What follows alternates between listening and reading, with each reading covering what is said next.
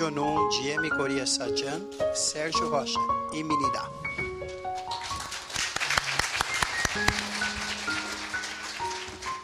Okay, let me first cover the structural issues I see in Korea, and I'll control my time here.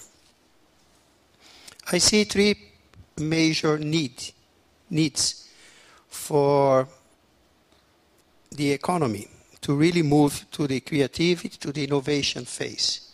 Number one, we need to make sure that we have a manufacturing structure that allow us to export. And it's very simple.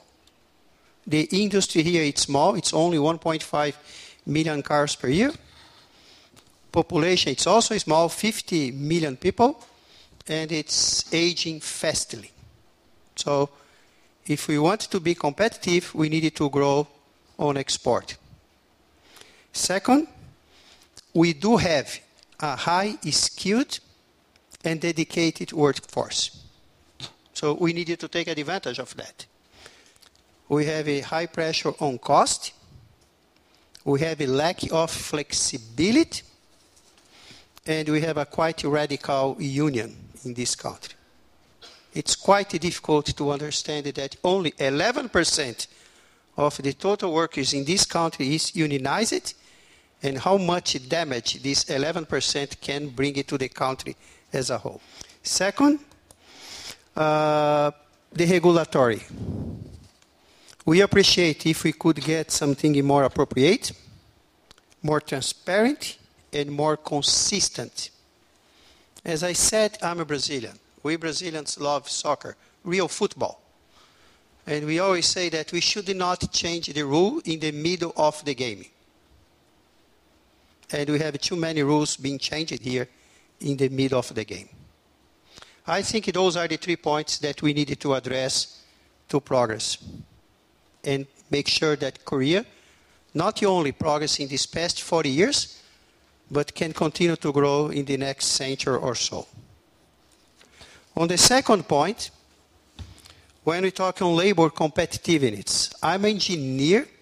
I love numbers because numbers talk by themselves. We don't need to explain much.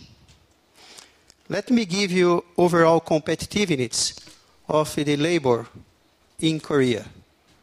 According to the IMD World Competitiveness Center, out of 60 top nations, Korea is on the 22nd position on labor competitiveness.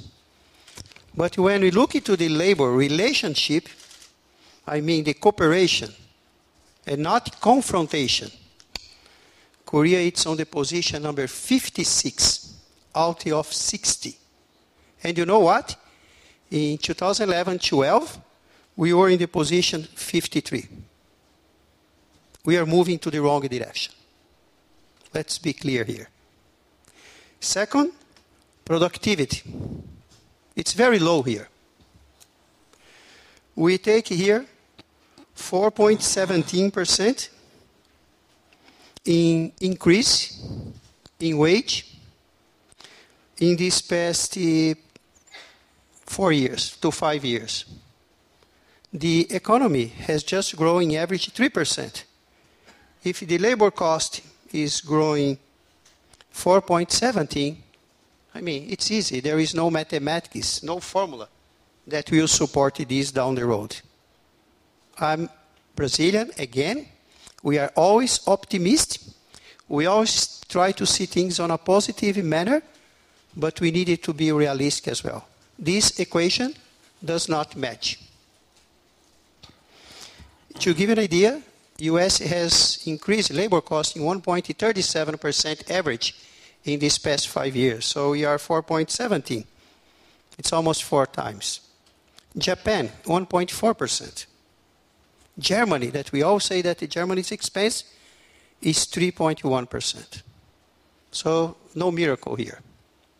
Second, when we talk on number productivity per person who works, if we take United States, 114,000, 114 means that each single employee can produce up to 114, and in Korea it's only 66.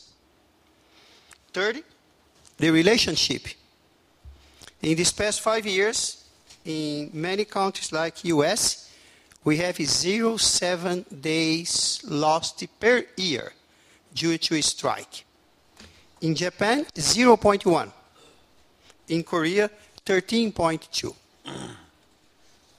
If I go with more numbers, I like to talk specifically onto the auto industry now.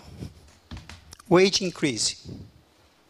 In these past 5 years, the labor cost in this country grew up 49%. United States, 16%. In Germany, 8%. Again, numbers talk by themselves. Market inflexibility. In USA, the hours to build a car, it's around 14 hours. In Korea, it's 28 hours to build one car. Even in Brazil, that's not well developed here, it's 21 hours. That's the downtime that I was making reference before. I always said Korea, it's a beautiful country with lovely people. But we needed to find our new roads concerning labor and productivity, because it does not matter which country you are, does not matter which business you work for, there is two magic words: competitiveness and sustainability. Let's not lie to ourselves. If we are not competitive, we will not be sustainable. 감사합니다.